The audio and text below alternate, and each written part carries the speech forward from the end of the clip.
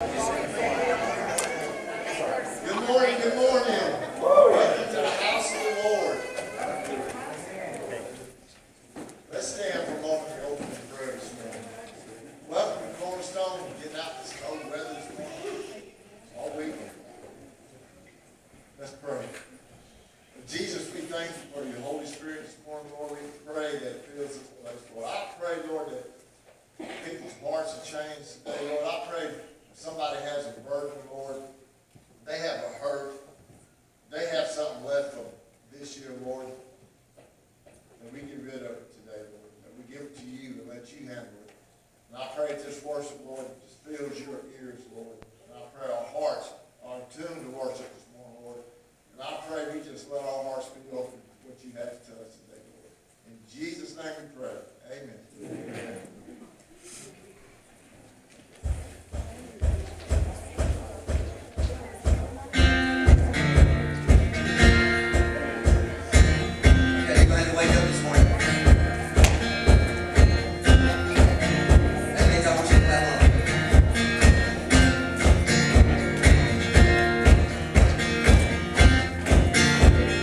Heaven thunder, and the world was born.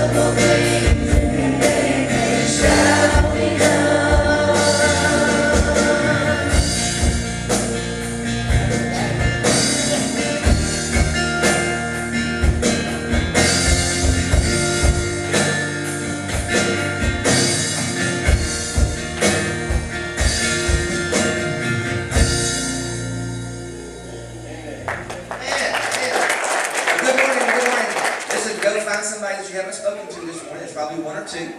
Find them, shake their hand. Tell them Merry Christmas or whatever you have to tell them later. Hey, Kurt. Hey, Steph. How you doing, Steph? Good. Doing good. How you doing? Morning.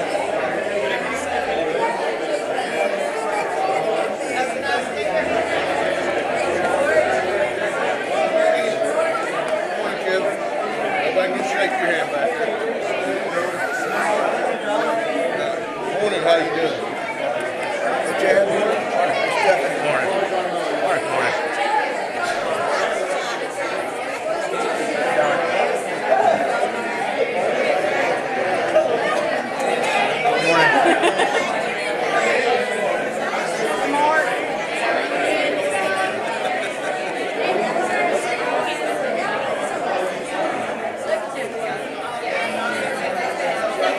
Morning.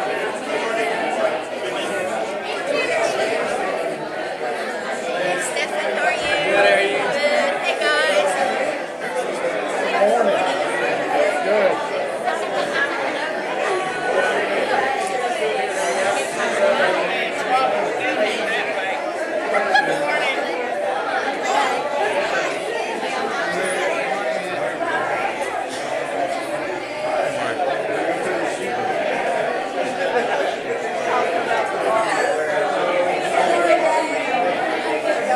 Morning, young man.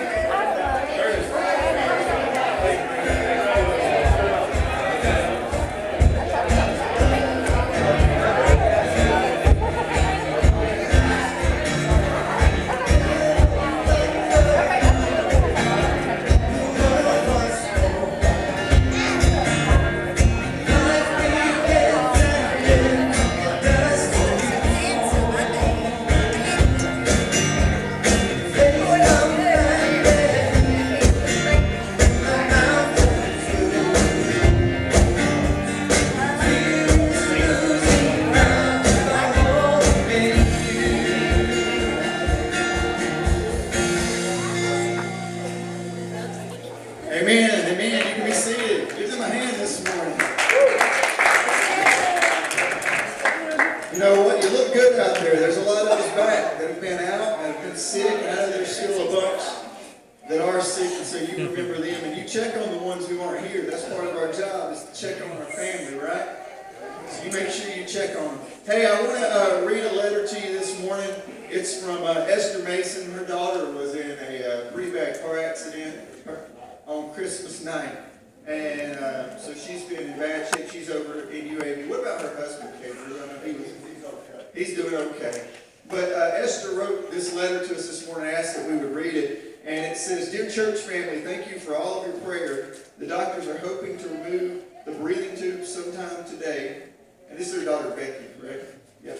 And the aorta and liver has sealed on their own without surgery, and the colon surgery is doing well so far. Thank God, praise Him, praise His name. She said, "It is hard not having a husband to lean on, and also losing a daughter.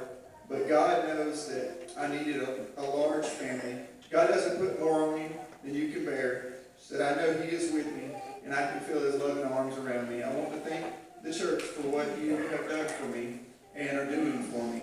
I'm writing this note to let you know to keep God first in your heart and look to Him in everything. You can't do it without Him. Praise Him and give Him the glory always." Love, Esther. We will keep you posted. We just give God the glory. You pray for Esther. You pray for her daughter Becky, and you keep them before the Lord right now. I know that Esther needs all the strength that she can get, and that was such an unexpected thing. Esther lost her other daughter Judy last year to cancer, or this year cancer.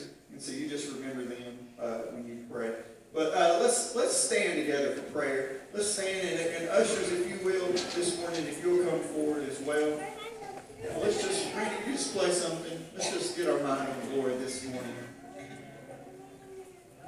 I tell you, when you have freedom to do something, you often take it for granted. When you have freedom to do something, you often take it for granted. Sometimes it's our marriage. We have our marriage for a long time and we take it for granted. We don't do the things that we used to do that kept it hot. And when we go to church, we forget our freedom to worship. And you take it for granted. 2018 can't be a year we take things for granted.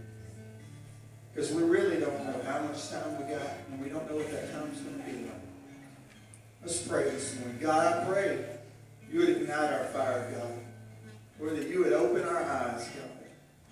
And God, that we would see you in ways like we haven't seen you before, God. Lord, I pray that you would burn into this next year, God. To share your word, God. And you burn in others, Lord, to share what you've laid on their heart for this body, God. And you burn in our worship, God. And it would become even more passionate, God. Not just from the stage, but from the seats.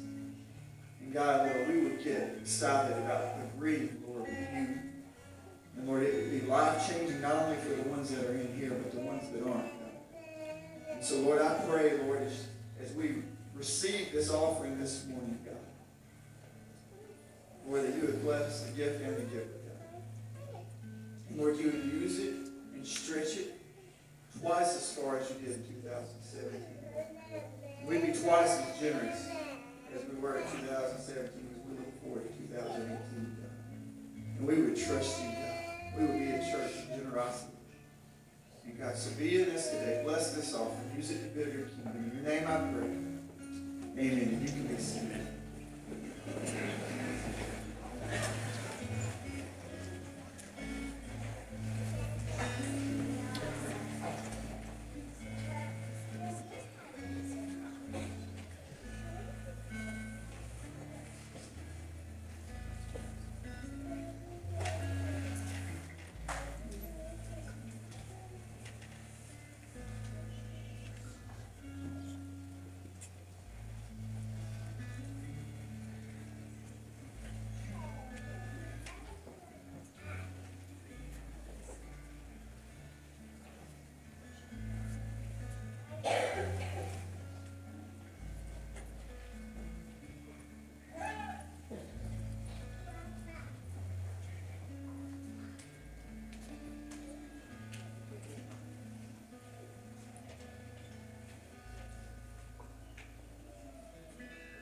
Hey kids, if you would want to go to Children's Church, just head to the back.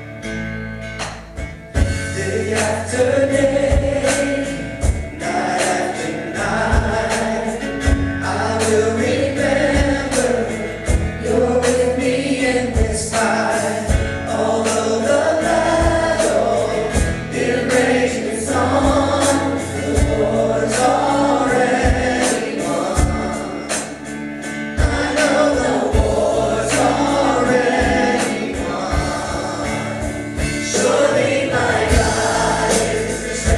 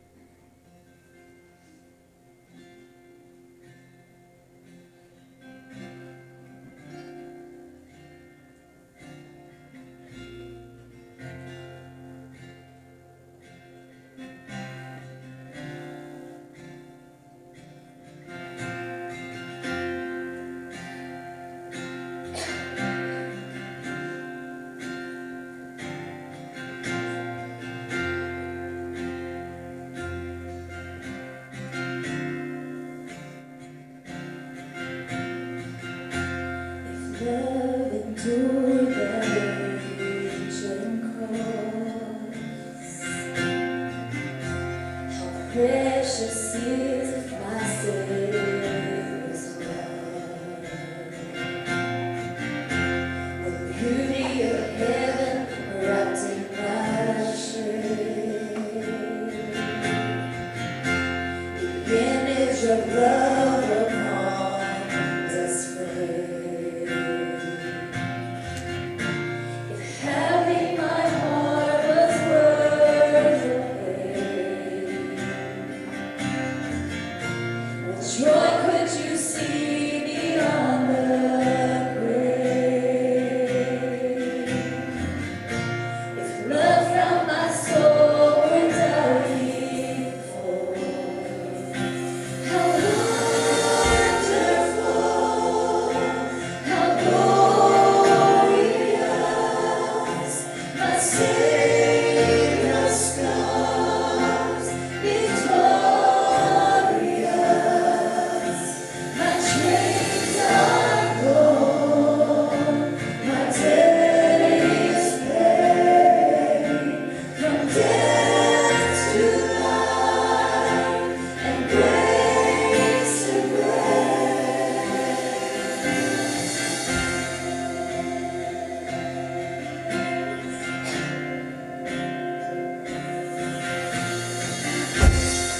Heaven now owns that empty tomb.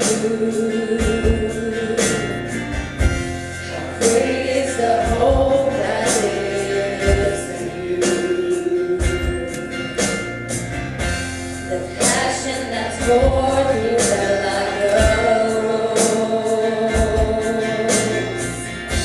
The promise that rolled back death and restored. If freedom is worth the life you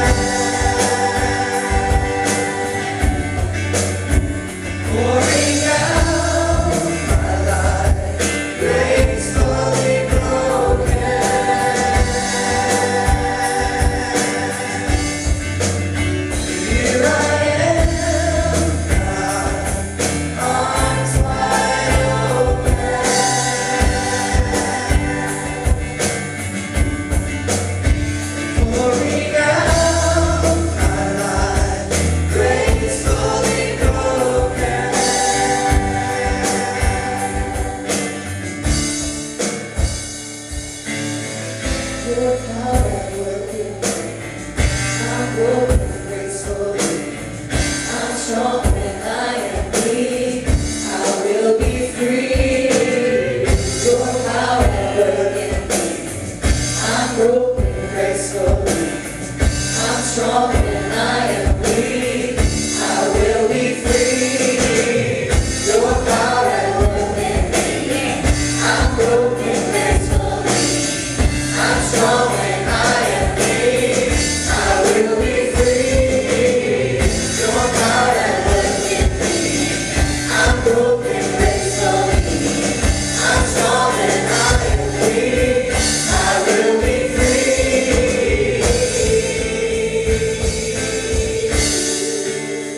Here I am, God, arms wide open.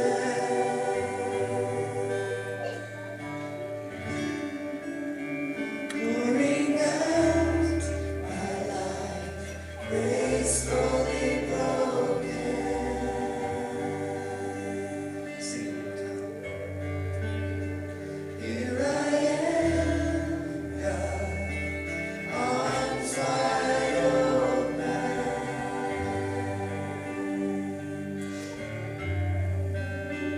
Pouring out my life, gracefully broken.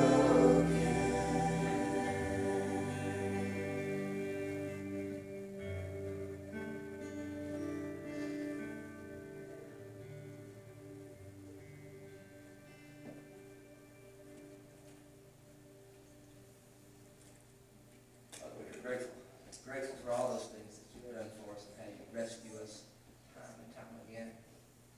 Thankful for grace. We just pray, Father, that our heart stays honest and true,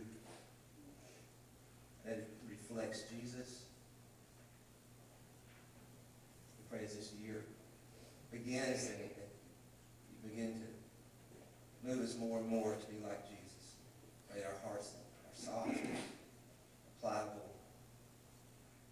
and allow you to move. It's in Jesus' name we pray. Amen.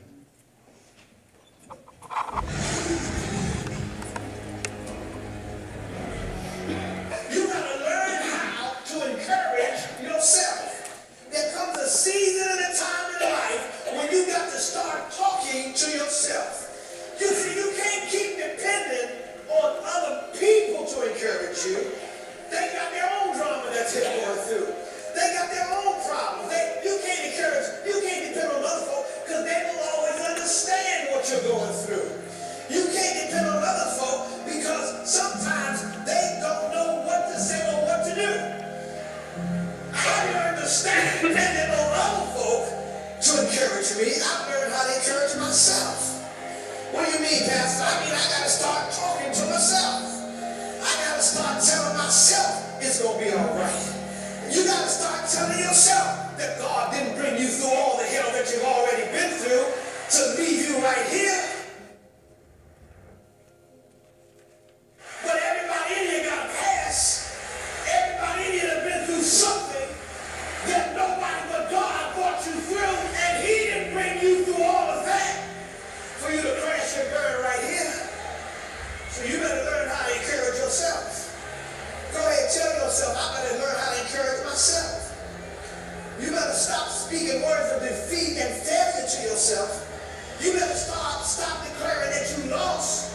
You better start declaring yourself a winner. You better start telling yourself I'm up and not down. You better tell yourself, Isaiah 54, no weapon formed against me shall prosper. Tell yourself, Deuteronomy 28, I am the head and not the tail.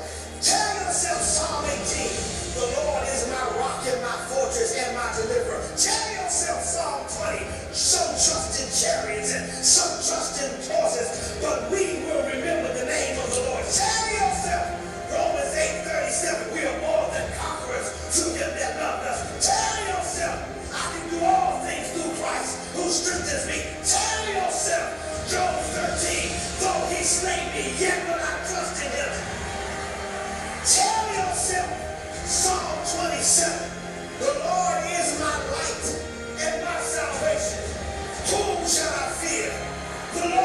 the strength of my life. Of whom shall I be afraid? When the wicked came against me to eat up my flesh, my enemies and foes, they stumbled and fell. Though an army may encamp against me, my heart shall not fear. Though war may rise against me, in this will I be confident. One thing have I desired of the Lord. Encourage yourself. Talk to yourself. Sing to yourself. Do whatever you have to do to keep on running. Keep on running. Don't stop now. You've come too far to stop now. You've been through too much to stop now. Good morning. Where you at, man, guy? Where you at? It's quiet in here this morning. It's quiet. I'm telling you, one day when you behold him, there will not be any whispers of worship. So why are we doing it now? Come on now. I said we're gonna run. If you can, put that at the beginning, Chris. Very beginning. That's the word in the middle. You will not whisper your worship when you behold him. You will see him, and you will be like him. You will know him.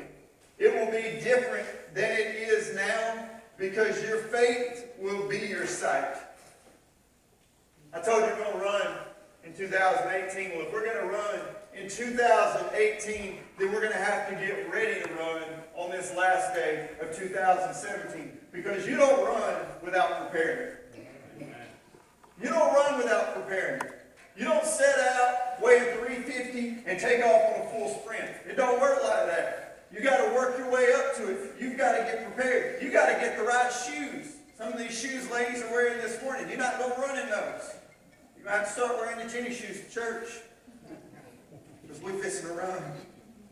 Telling you, running indicates that I have put forth effort. Running indicates that I'm willing to put in the work. Running means that I'm excited about something, that I want to get to the other end of where I'm headed.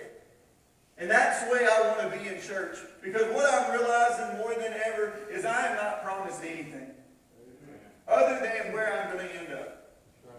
I'm promised a destination, but I'm not promised the length of my journey. And what I've seen is that those journeys get cut short. They're shorter than what we think they are. I've talked to so many people lately that said, oh, they just passed away suddenly. We got up that day, everything was fine, and then it changed. And I don't know that I'll see the end of this day. All I know is that while I'm here, I want to run. I have no desire in me anymore to be lukewarm or apathetic. I have no desire in me to waste time. I don't like wasting time. I like being prioritized one thing to the next so that I get something done. And I don't like sitting at the end of the day wondering what I could have got done if I just ran. See, some say I only run when someone is chasing me. You ever heard that? I only run. If you see me running, you better look see what's chasing me. It makes me wonder, though, have you ever tasted the thrill of victory? Have you ever held the trophy and stood on the platform? Or maybe bigger than that, have you ever won the gold medal as your nation's anthem played? See, because some things are worth running for. Some are exhausted by the thought of running before they even rise to tie their shoes. Mentally, they're not strong enough to force their body to exhaust the energy it takes to run. So they never even know what it's like to participate in the race. They're sitting at home, and just the thought of running makes them tired, so they take a nap. I mean, you know the kind of people I'm talking about. You mentioned running, and they're already sweating. You haven't even got out of the air conditioner yet, and they don't even have enough energy to even enter the race. So they don't even know what it's like to be in the race. And I look around at churches everywhere, and there's so many people that aren't in the race. And I got in trouble for saying that before, but it's true. They're just not in the race. They're not even trying. And I'm like, how did you sneak that jersey and get on the team? See, at least when you're in the race, you have the respect of the runners. You know what? If I'm out there and I'm running for Christ, and I'm doing my best, and I'm getting after it, and I'm running, and maybe I'm out ahead of Jonathan, which is probably not likely, but I'm out ahead of him, and I'm running, and Jonathan falls, I don't look back at Jonathan and think, oh, he's not a very good runner. No, I encourage him. Why? Because he's in the race. He got up that morning. He put on his shoes. He laced them up tight. He come out there and he fought as hard as he could. Sure, he stumbled. But why did he stumble? He stumbled because he was in the race. So you ain't got nothing to trip over if you're not running. There's nothing to trip over when you're not running. The devil's not worried about somebody who's not running. Most of the traps that you fall into when you're not running are your own traps. You tripped over the thing you didn't pick up yesterday. The problem is, many will never do anything for Christ for fear of failure, for lack of motivation, and because they're not willing to train in order to run competitively. For the Christians, the world needs us to run. They need to believe that we can run again. I don't think there's a lot of people that believe we're even in the race anymore. They need to believe that we can get up and run. They look at us and they say, oh, you're out of shape, you're slow. The church is tired. You know why they say we're tired? It's because we're so quiet. We don't make a noise. We don't make a noise in the church, much less outside of the church. And I'm like, why are we asleep? Don't we know? Don't we know that the groom is coming? He's coming. Are you going to be there and not ready? The bride of Christ is not going to be ready? If you have your Bibles, turn with me to Hebrews chapter 12. Today we're talking about we must get ready to run. I'm trying to prepare you because what happens when you're not in the race is if everybody else starts running, you get left behind. And I don't want you to get left behind. I want you to be part of the team because I like it at the end when, well, I'm not going to say everybody gets a trophy, but the winners do. Hebrews chapter 12, verse 1. Here we go. Give me another minute because I hear pages. Hebrews is right where you left it the last time you read it. Here we go. Hebrews chapter 12, verse 1. Therefore, since we are surrounded by such a great cloud of witnesses, let us throw off everything that hinders and the sin that so easily entangles, and let us run with perseverance the race marked out for us. It's marked out for us. Fixing our eyes on Jesus, the pioneer and perfecter of faith. In other words, He's ran it before us. He's out ahead of us. Let's fix our eyes on Him. For the joy set before Him, He endured the cross, scorning its shame, and sat down at the right hand of the throne of God. Consider Him who endured such opposition from sinners, so that you will not grow weary and lose heart. Man, the race, it's out ahead of us. How many of you were athletes in high school? Athletes in high school. How many wouldn't wish you would be? I did some running. It was long distance because I wasn't fast, and that's really the only other place you can run in track. Like if you're not fast, you go see if you can run long. I wasn't really good at that either. But what I found out was, though, I do like competing. I mean, I told somebody one time, I said, if I played a ball game in my yard, we were going to keep score. And I'm telling you, we might even fight over it. We might even throw down. Some of the most aggressive games I've ever been in were not official. I can remember throwing the football at my brother's head. You're cheating. You know, that kind of thing. There's a desire in us to win. And in Christianity, there's still a desire in me to win. I still want to run. And Paul evidently was the same way. He said, oh, get in the race. There's a race that's marked out before us, and Christ has ran it. And so it makes me think this. It's like there needs to be this question in our life. And the question in our life needs to be, why were you born? Because I don't think we're asking that question. Have you ever asked yourself that? I mean, I feel like that's the question that should be before us every moment of every day. Why am I here? Because let me tell you, God doesn't make accidents. He doesn't make mistakes. He has a purpose and a plan for your life. And He wants to prosper you, yes, but He wants to prosper you so that you might accomplish the very will that He put you here to do. Amen. Yeah. reason you were born was not simply to grind out an 8 to 5 every day. You were not born simply to work and obtain all that you can buy. Let me say that again. You were not born to simply work and obtain all that you can buy. Even if you buy, think about this. I was driving down the road the other day and I was seeing these big houses, and I don't even know why it came to my mind. Maybe it was for this. But I was thinking about this. Even if you buy the biggest house on the market, more than likely you will spend no more than 50 years there. And then what?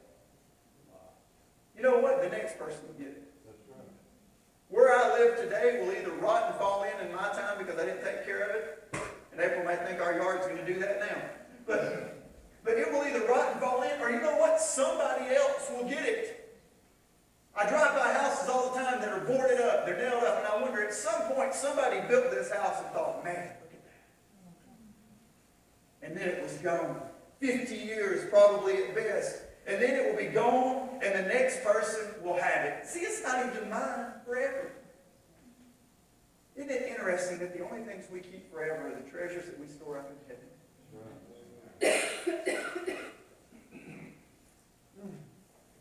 Well, I'm here this morning beginning what I feel is an inspirational, challenging message on the need for us to run like never before in 2018. And the need for us to make the biggest impact possible. This church is still feeling the effects of the passing of Beth Ashton, who left us unexpectedly a little over a week ago. And then just a few miles from here this morning, my dear friend Michael Moore, who we've prayed for, who's been battling cancer, who is in the final days of his life, he is delivering a farewell message at Agape Church this morning in Alexandria. And they asked him, they said, Michael, what is your message going to be about? And he said, finishing the race well. I'm telling you, he's a grown man, and he weighs 70-something pounds, and he got himself up this morning, and he got himself ready. And I honestly believe this. He is days from heaven. Days. And he is going there to deliver a message, what he is deeming his farewell message. It's unbelievable for me, really. Finishing the race well. Why is that? Look at this here. Ecclesiastes 3, 1 and 2. There is an appointed time for everything, and there is a time for every event under heaven, a time to give birth and a time to die, a time to plant and a time to uproot what is planted. See, whether you're beginning the race or whether you're ending the race, you were born to run. And here my friend is going to end his race. I believe he is 40 years old, and he's going to end his race really soon. It's sad for me to think about, but he wants everyone to know that you got to finish well. But you can't finish if you don't start. And I'm sitting around and I see people at all ages of life, and they haven't even started yet. They haven't even got out of bed to put their shoes on. And I see people in here this morning, Gavin, like you're in here this morning, one of our teens, and I go, start now. Start now. You know why the Bible says taste and see that the Lord is good? Because it didn't want you to take my opinion. You taste, you see that the Lord is good. Because if you'll taste it, you'll come back for more. You were born with purpose. You may hate your job, but it may be the very tool that God wants you to use for His glory. Probably no accident that you're there. It might be that the places that you dread to go are the places that God has strategically placed you for His purpose. And He is just waiting for you to ask Him what's next. Amen. Isn't it interesting how perspective can change everything? You go into your job, you're like, man, I hate it here. There's so many people here who don't know Jesus. And God's up there going, but you do. When are people going to get saved? And God's up there going, when are you going to tell them? Maybe those places that you hated, the places that you dreaded, that you've complained about, are the places where you've been positioned for purpose. It's just like, remember when I taught that a while back, position for purpose. It's like chess. It's the next move. We don't know when the checkmate is going to come, but we know that God has positioned us with a purpose. Where we're at right now is important to the end goal that He is trying to accomplish. Look here, Zig Ziglar said this, you were born to win. But to be a winner, you must plan to win. You must prepare to win. And you must expect to win. Running takes preparation. Running takes training. I would hate to know that I had to go out and run the 5K today. I'm not prepared. See, you'll never run a marathon until you can conquer the 1 mile. And you'll never conquer the 1 mile until you conquer the half mile. Running, it requires each of us to have self-discipline, to stay the course, to realize that the way running for Jesus, we got to stay the course. It's because we got to realize that the weight of what we're going to accomplish is not on the church's shoulders, but is on each member of the church. Amen. We've got this idea that the church is this organization, but it's not. It's a group of individuals. It is personal, yet it is corporate. And what it means is that the weight falls evenly distributed on each shoulder. It's not Randy's job for you to worship. Right? Amen. Come on. It's not my job for you to eat. You got to go eat. You got to get that word. You got to pick it up. Because you know what? God may be speaking something so personal that He doesn't want to use me to tell you. Because He knows the intricate details of your life in ways that I'll never know. I don't even know some of your last names. Just don't know everybody. People come in and out. But what God knows is He knows the very molecules inside of your body, and He can speak a word to you, and He will. In the race, what I'm learning is the biggest threat to your success is you. Amen. And it gets back to that weight is on your shoulders. See, the threat is not the devil. Notice I didn't say that your enemy of success is the devil. Why? Because you have the ability to flee him. But you can't flee yourself. You have to discipline yourself. You can't run away from you. Some of you have been having the same problems for so long because you don't clean up the things from yesterday before you go to today. You made a decision yesterday that is reaping its harvest today. You're planting seeds over here that look like tomatoes and expecting to harvest watermelons over here. You're planting sin over here but expecting to live to righteousness over here. And it just doesn't work like that. What you plant is what you harvest. I heard another quote this morning and I added it in here. Let's see if I can find it now.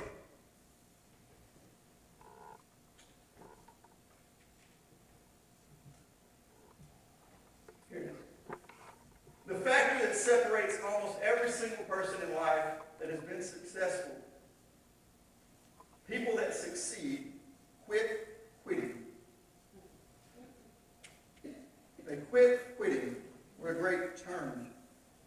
They've got to quit quitting.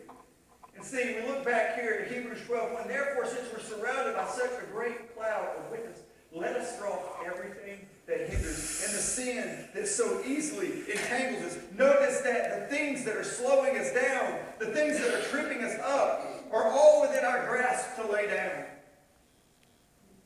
It says that we have the ability to throw these things off.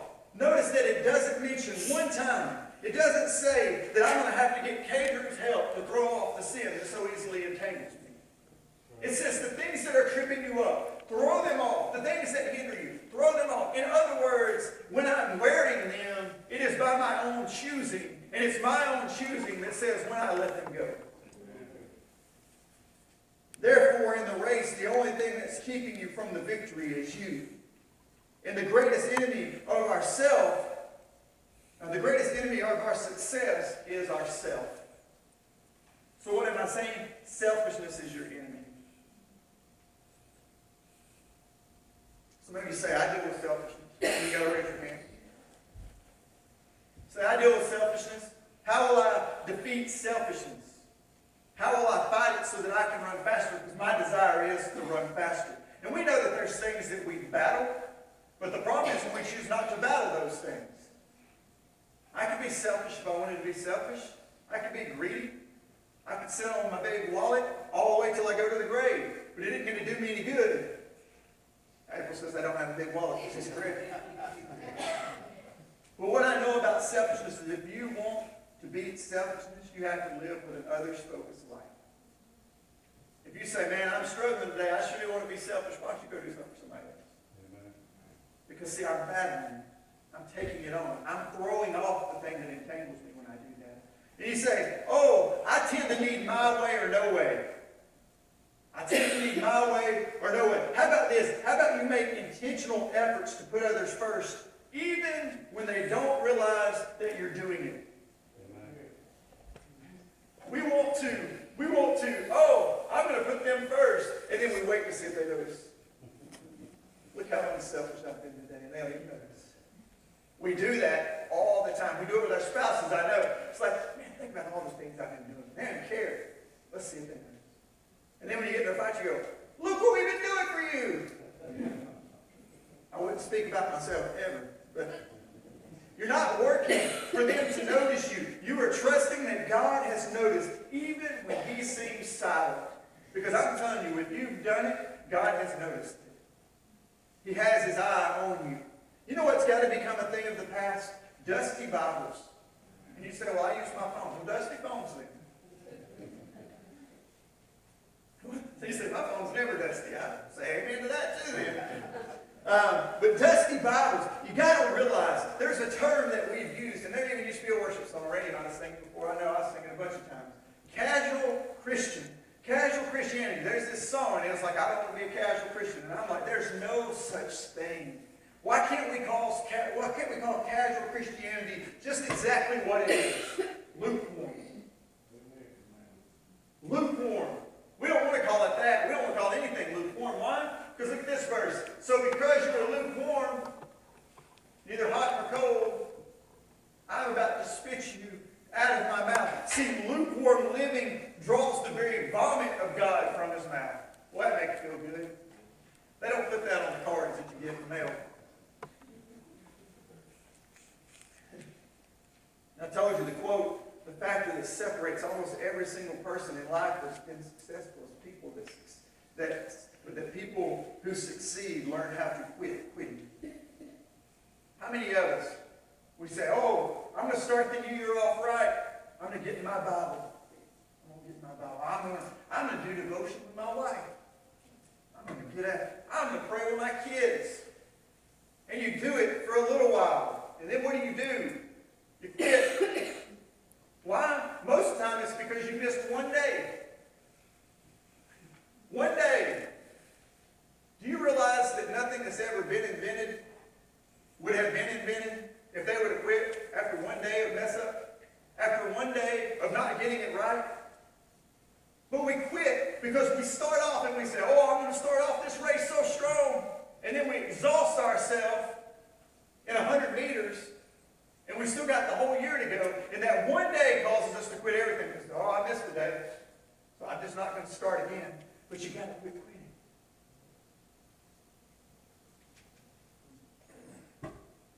We can't quit running for the gospel. We can't quit running for the gospel. I don't want someone to casually stroll by me with the gospel anymore either. I want somebody to run. Running shows that you're excited. This building caught on fire. I bet you wouldn't casually stroll out of here. You wouldn't casually walk out of here. You would run. When a kid is happy to see you, what do?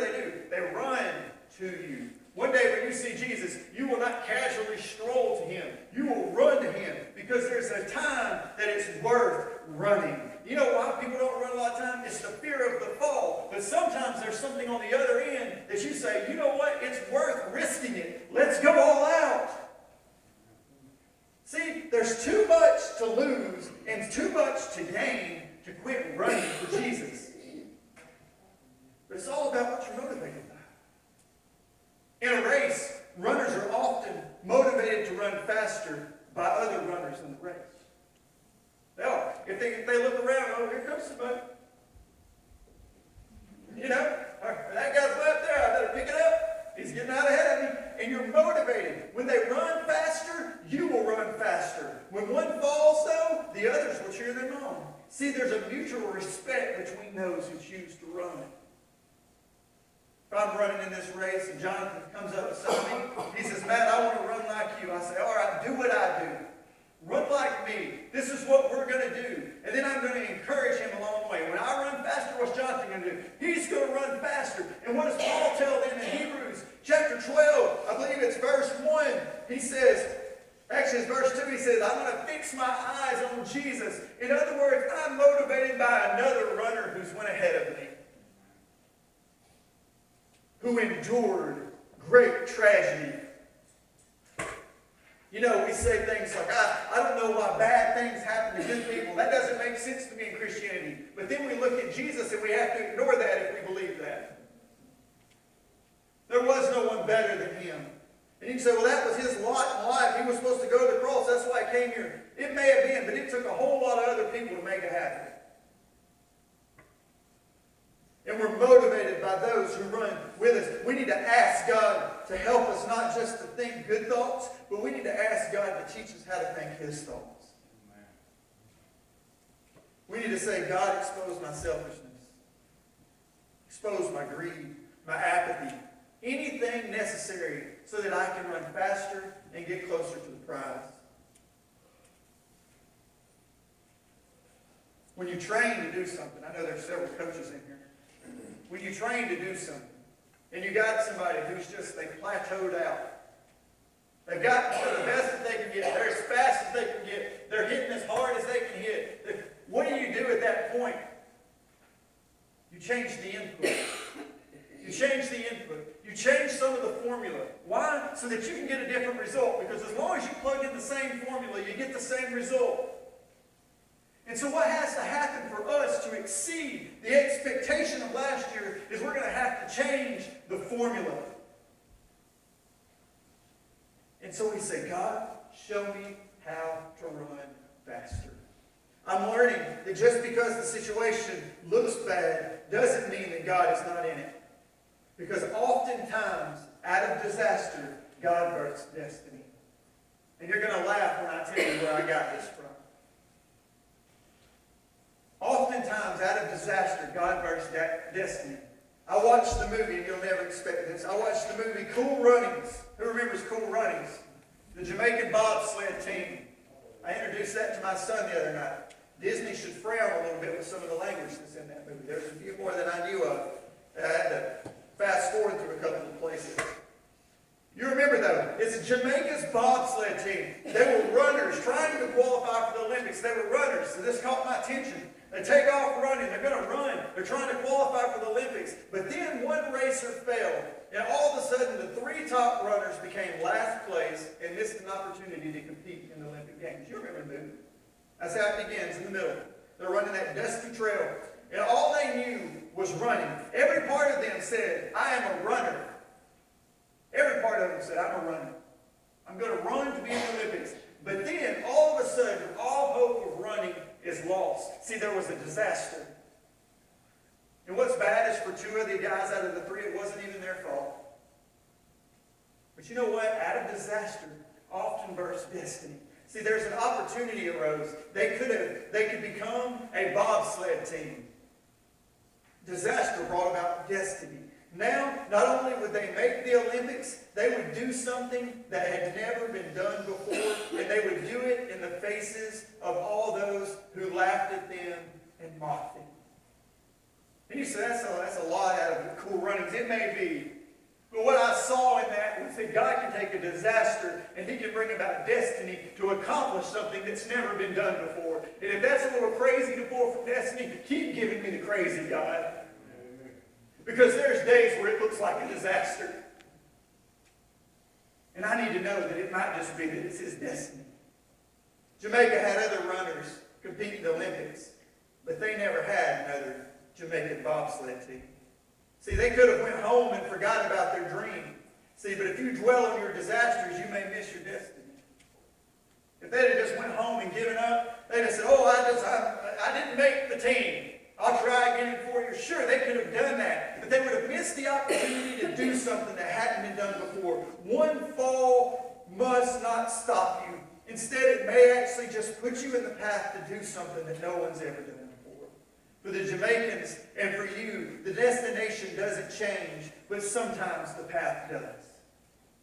We may have to run several paths before we get to our destination. Gary and Susie, I'm sure that you never thought that you'd have to run the path of cancer to get to the destination that's ahead of you. But how you run it inspires others. And I thank you for it. See, we don't know the path that we're going to have to run, but we do know the destination that we're going to end up at. And you know what? Sometimes in races, there's certain races where you have to run uphill.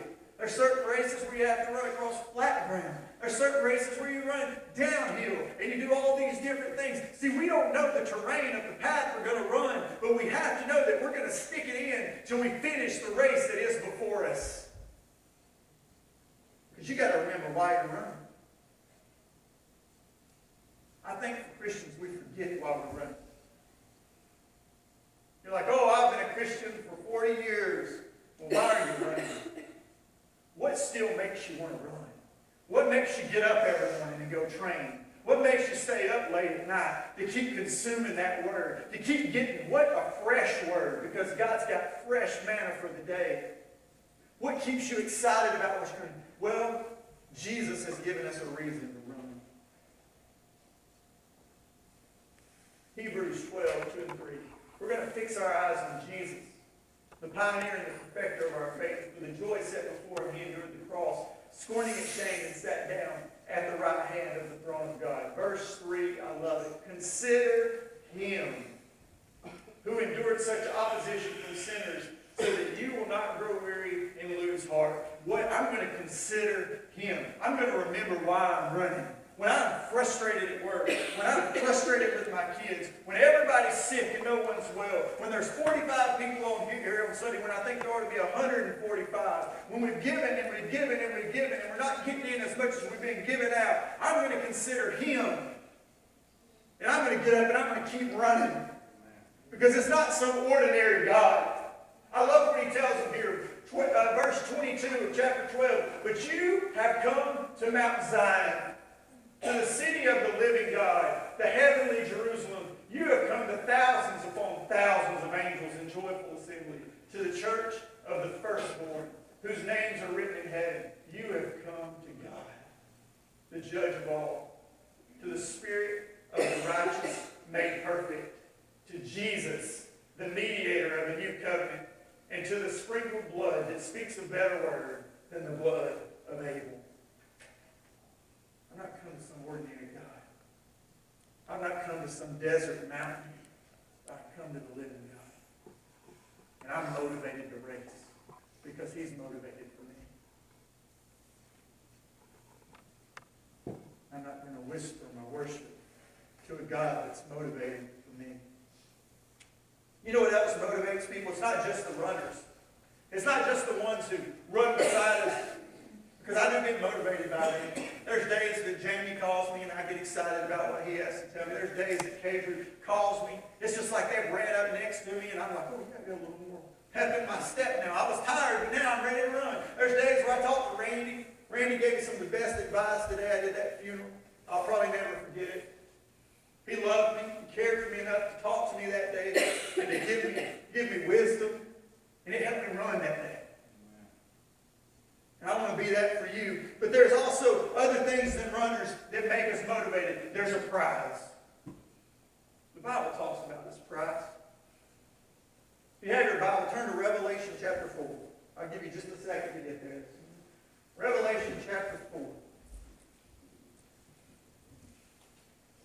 We're looking at a picture of how things are going to be.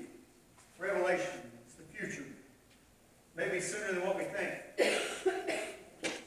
Revelation 4, and it's going to be verse 10 and 11. Here you go. The 24 elders, they fall down before him who sits on the throne, and they worship him who lives forever and ever. And they lay their crowns before the throne and say, you are worthy, our Lord and God, to receive glory, honor, and power. For you created all things, and by your will they were created and have their being. It says they laid down their crowns. They laid down their crowns.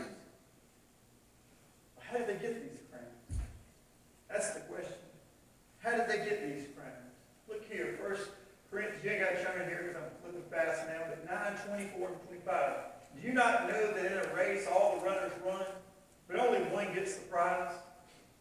Run in such a way as to get the prize. In other words, throw your all at it. Verse 25, everyone who competes in the games goes into strict training. They do it to get what? A crown.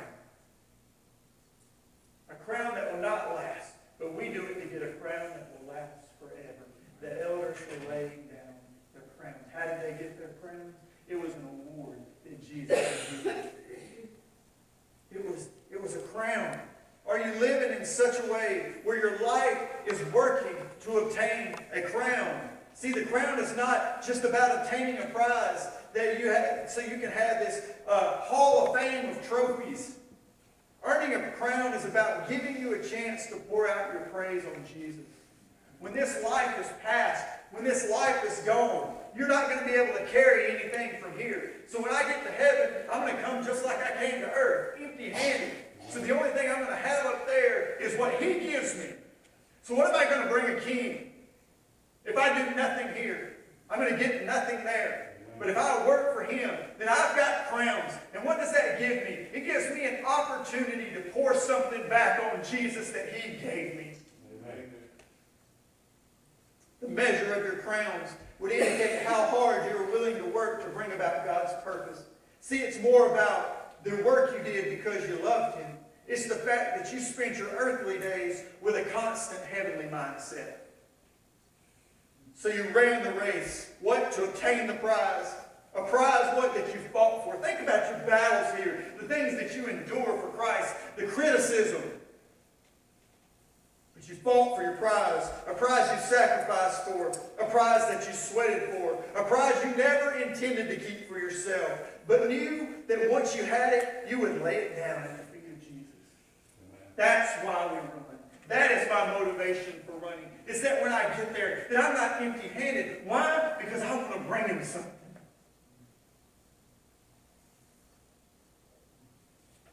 Why? Because in this race we run, the only reward the winner wants in the race that we run is to behold the one in which He ran for. Jesus is our trophy.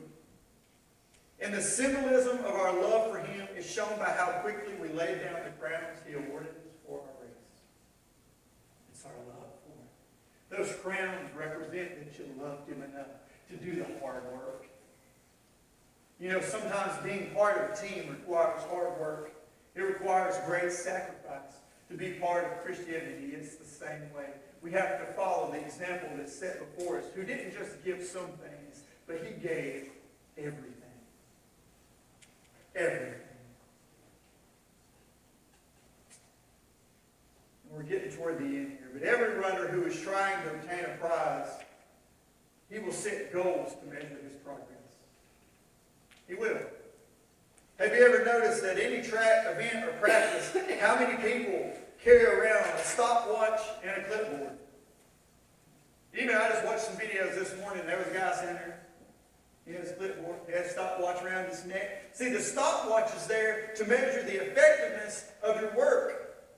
And the clipboard is there to record it. It allows you to measure your ability and then record it. You can track your progress over time and make changes to your preparation in order to achieve success at a higher level. But if I don't track my progress, how am I going to know when I'm doing better or worse? 2017 was a great year for Cornerstone. When I look back at the record, I see where you stepped up your game.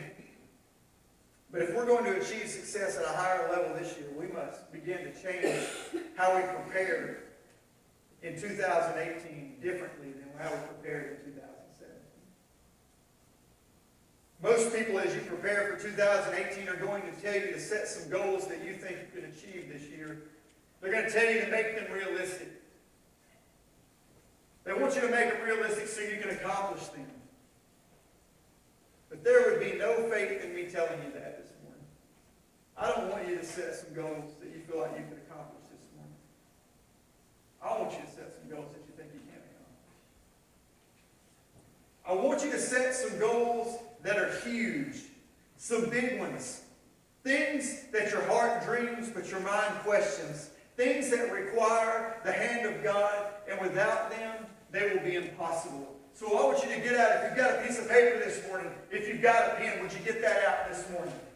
What we're talking about this morning now is I want you to set what you feel like are some unobtainable goals for 2018. We talked about big faith says I can only go so far, and then if I'm going to reach my destination, God is going to have to go the rest of the way for me. Sometimes we need to set goals that we don't feel like we can accomplish, and then pray every day about it and see what happens. Unless you set a goal you do not think you can accomplish, you leave no room for God to work. If you can accomplish it without Him, all you have to do is simply do it. But if you set a big faith goal, you have no idea how you're going to do it, but you fully expect to reach it. When we make God's plan our plan, He'll fill in the missing goals. I want you to set some goals this morning. I want you to set 3 goals to be exact. These are unobtainable goals. And this can be an individual goal, or it can be a family goal. Because men, I'm going to lay some burdens on you this year. I'm going to ask you to rise to the occasion. I'm going to ask you to lead your families like you've never led them before. And I'm going to ask you to hold me accountable to do the same thing. I'm not afraid of accountability. Let's look at this. Unattainable goals for 2018. The first goal that I want you to set this year is I want you to set a financial goal. This is a goal where you're going to stretch yourself to save more, to give more, or to waste less. Your intentions of how you would like to give in 2018 will never become a reality if you constantly owe everyone $50 a month. If you owe everybody every month something, it's going to leave you with nothing. And so we've got to figure out ways to get freedom in that so that we can have freedom to give to what God wants us to give to. And I'm not even talking about what you put in the offering here. It may be what you put in the hand of the man down the street. It may be what you put in the hand of your neighbor. It may be who you bless and how you bless them and what God calls you to do. And I want you to set a goal financially this year that you say, man, I've never done this before, but I think I can. And I'm not telling you that because I need your money. I'm telling you that it's because it's going to give you freedom. And if you'll give God your wallet, He'll stretch it further than you can stretch it on your own. So the first one is a financial goal. Next thing I want you to do is I want you to set a spiritual growth goal this year. An unobtainable spiritual growth goal. This goal is a goal to spend more time with God. It's to become a better worshiper. Possibly read through your Bible. Pray more with your family or your spouse. This goal needs to be something that you know will be a struggle, that you will have to depend on the Lord to help you accomplish. Some of you go, I have trouble reading the Bible. I have trouble understanding the Bible. And what I say is, you know at that point then that you're going to need the Lord to work to help you obtain the goal that's before you. But I'm telling you, He is able. So let's set a spiritual growth goal. Where do we want to be? What do we want to do? This is our measurement. This is our stopwatch and our clipboard. We're measuring our success. All right, and then finally, I want you to set an outreach goal.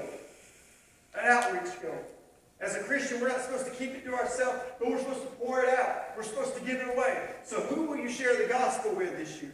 How many will you share the gospel with? Who could you invite to church? Maybe you want to organize an event that centers in on one area of the community. I want you to think big. I want you to think big. I've told you stories before of the things that I've been fortunate to be part of in the past, where we set goals that I thought were really crazy or unreachable, that God really accomplished pretty easily. And it made me realize that even in what I thought was a big faith goal, my faith was really kind of small. So write these down. Put them somewhere where you can see them. Hold yourself accountable. 2018, if it's about running, we got to measure progress somehow. All right, I've created some goals that I would like to see the church strive for. If we're going to run, we have to create lofty goals that make us shoot for the stars. And of course, all these that have anything to do with anything financial and all that will go through the elders. Yes. But these are just goals that I thought of. It's There's nothing in, you're not going to see them carved in stone on the wall when you leave here. But these are things that I think we can do that I think will be awesome for us as a church. Number one. Now listen to me, men. I want Cornerstone men to rise to the occasion. I want us to be passionate, risk takers, Bible-consuming, fully devoted Jesus lovers. I want 2018 to be the year that Cornerstone men set the pulse of the pews. And I'm issuing a challenge for the men of the church to be intentional in their walk with God, their role as a husband, their role as a father, and their role as grandfathers. Give me 1 year of your best. Sacrifice until it hurts. And see if God doesn't turn Weaver upside down. 1 year of your best. Where this is your goal. Where you say, God, I'm going all out like never before. I'm going to touch you. I'm going to reach you. I'm going to see your heart, God. I'm going to find you. I'm going to be in my closet praying, God. I'm going to be up early or I'm going to be up late. I'm going to give you my best for 1 year. If I miss it one day, then I'm going to pick it up the next day because I'm going to quit quitting. Cornerstone men, let's rise to the occasion. Hold me accountable to this. The next one, I want Cornerstone to put a Bible in the hand of every senior at Weaver High School at graduation engraved with their name. Because you know what? It doesn't return to them. I don't know the details of that. I don't even know the legality of that. I did some things at Anniston I know are illegal, but they let me do them. We went into the school and did things that they just let us. Come on in, come on in. I ain't got any lawyers calling me yet. I figured this out. To do this, there's about 80 seniors. I asked Jamie about it yesterday. Jamie probably wondered why I asked him. But there's about 80 seniors. The estimated cost, I feel like, for this, to have an engraved, nice, leather-bound Bible, is total would be $1,850. We could do it for $1,850. We got 5 months. All right, the next one, and for people like Rick, you're going to love this. It's I throw this in your head and turn your ears on. Identify 5 neighborhoods and put a Bible in every home. Estimated cost for the Bible here is actually cheaper. It's about $1 a Bible. 5 neighborhoods inside of Weaver that we say, you know what, we're going to go on. And if you want to say Buckhorn, go ahead. That's fine. It's kind of a big neighborhood, but we'll count it as one. And so I say, if we do that, what it's going to do for us is it's going to give you a part to play. It's going to give you a chance to take the Bible outside of the church and put it in the community. It's going to give us a goal to work together on, a goal to strive for, a reason to run. 5 neighborhoods, a Bible in every home. All right, here's my next one, and it's going to take everybody. I want to increase our Cornerstone family by 10 families. I want 10 new families. I want to keep the ones we got. So, but I want to increase our family by 10 families. If we can do that in 3 months, then we'll add more to the goal. But it's going to take, I don't want to go over here to First Baptist Weaver and take 10 families. I don't want to go on West Weaver. I don't want to go to Westwood. I don't want to go any of those places and take people. I want people who are looking for a church, who aren't involved, to come here, to get involved, to be part of our family. 10 new families in 2018. It's going to be big. It's going to be great. We can do it. Now this last one here, some of you are going to gasp, others are going to say it's not enough. Some are going to say, well, how are we going to do that? I don't even know. So I'll just throw it out there. Stephanie, this is the way I do it. I don't know. I would like to see us raise $10,000 for Jared and Hannah Snyder to help further their missions improve. Amen. We raised $2,000 in one Sunday for them. Thereabout. It was close to $2,000 out of this church, out of this body. We saw a video a week or 2 ago where it helped them, where they're able to do mission. I posted another video yesterday where they're providing clean water to several villages outside of Peru. If you go back to my Facebook page, you can watch that video. It speaks to my heart. Jared Snyder is Cornerstone.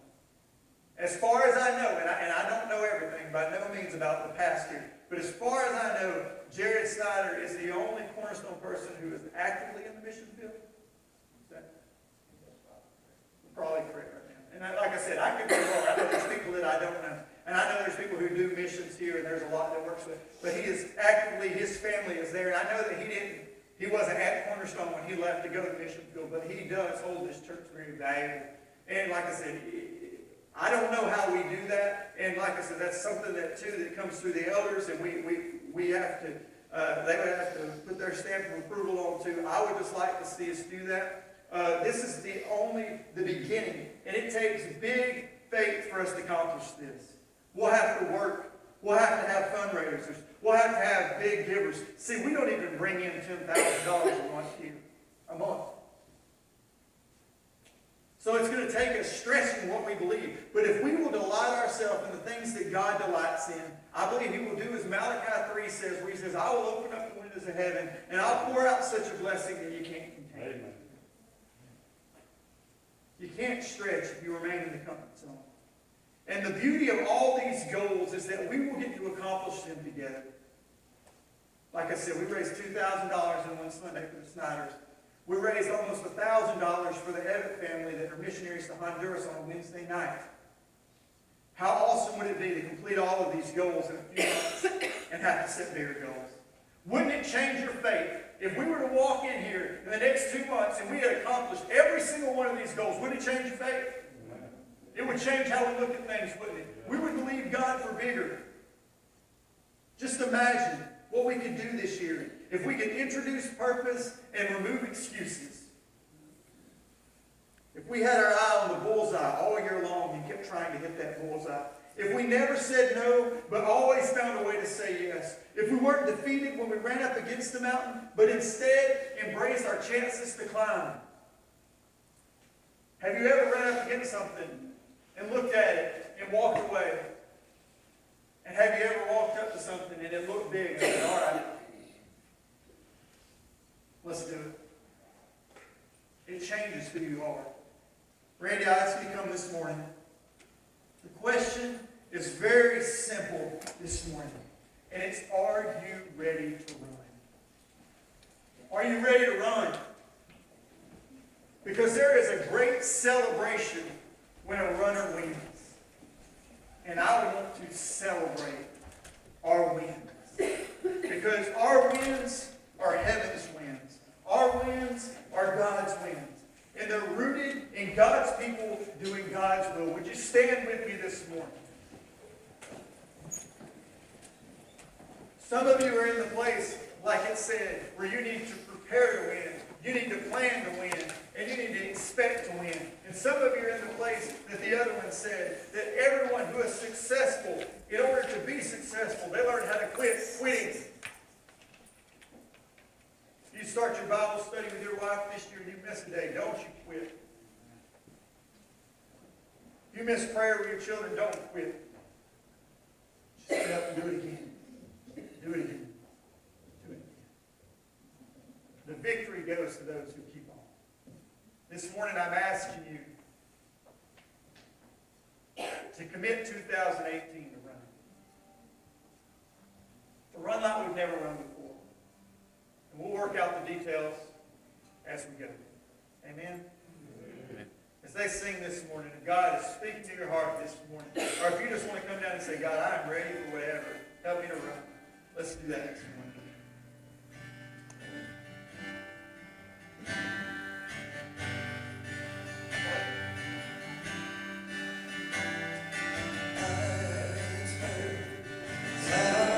Stories of one in your life, I've heard tender whisper of love. Better know than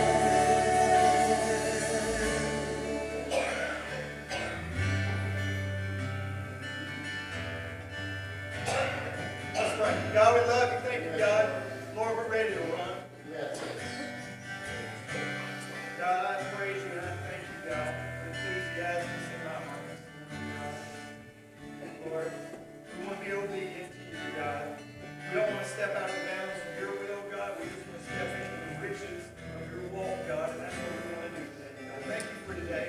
Thank you for the ones that can be here today. Lord, take us to new heights in you, God. Lord, help us to get out of the area where we've been comfortable and go to the area where we don't even know what's next, God, but we trust you for it, God. Lord, I want to run in such a way where I look and I see you, God, because I'm chasing after you so hard, God.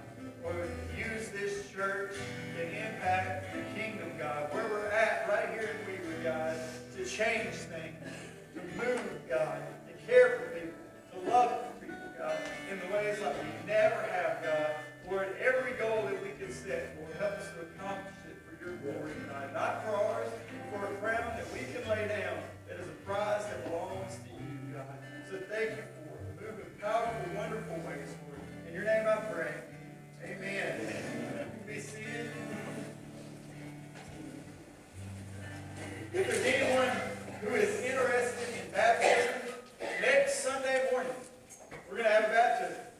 Chad Shaw wants to be baptized, and we're going to baptize Chad. He is making some strides in his walk with the Lord. He is ready. He is pumped up about it, and I want to make it happen. If there's anyone else, there's a few more that's come to me privately and talked to me about the possibility of them being here next week as well and baptizing them.